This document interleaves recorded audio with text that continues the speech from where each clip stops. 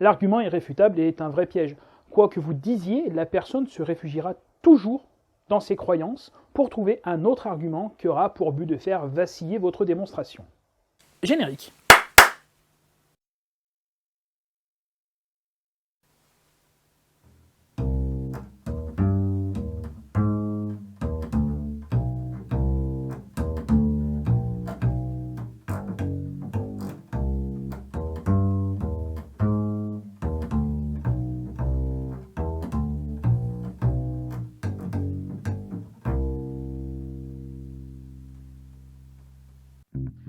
Mesdames, messieurs, non-binaires, bonjour, bonsoir. L'argument irréfutable fait partie de la famille des sophismes. Et j'ai une règle pour arrêter une discussion quand je vois que ça n'évolue pas. Au bout de 3 oui mais, j'arrête le débat. Parce que pour moi, j'ai affaire à une personne qui ne veut pas entendre.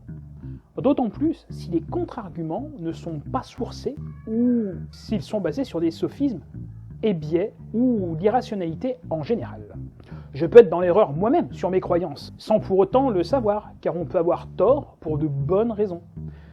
Mais il faut savoir entendre les arguments de l'autre pour faire changer notre façon de voir les choses.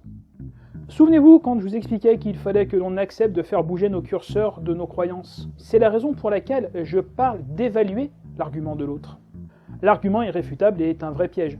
Quoi que vous disiez, la personne se réfugiera toujours dans ses croyances pour trouver un autre argument qui aura pour but de faire vaciller votre démonstration. Hygiène mentale donne un très bon exemple dans ses vidéos. L'histoire d'une femme persuadée que son mari la trompe et qui réfute toutes les preuves de son mari parce qu'elle est persuadée que tous les hommes qui trompent leur femme font ce qu'ils font. De ce fait, ils la trompent. Très proche de la mauvaise foi dans la forme, mais pas forcément dans le fond, l'argument irréfutable servira à votre interlocuteur à espérer gagner du temps sur la prise de décision, ou peut-être en appui sur un pseudo-millefeuille argumentatif, il espérera que vous changerez d'avis au vu de ces tentatives désespérées de vous manipuler pour vous pousser à admettre que vous avez tort.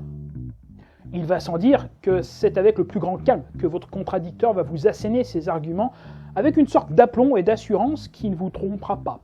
Parce que vous savez.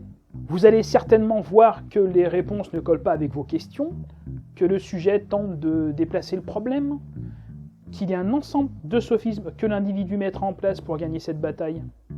Au besoin, je vous conseille de bien reformuler ce que dit votre interlocuteur, ce qui vous permettra de bien savoir ce qui vous a été dit, pour être sûr que vous avez bien compris, car entre ce que l'on vous dit et ce que vous avez compris, il peut y avoir un monde d'écart.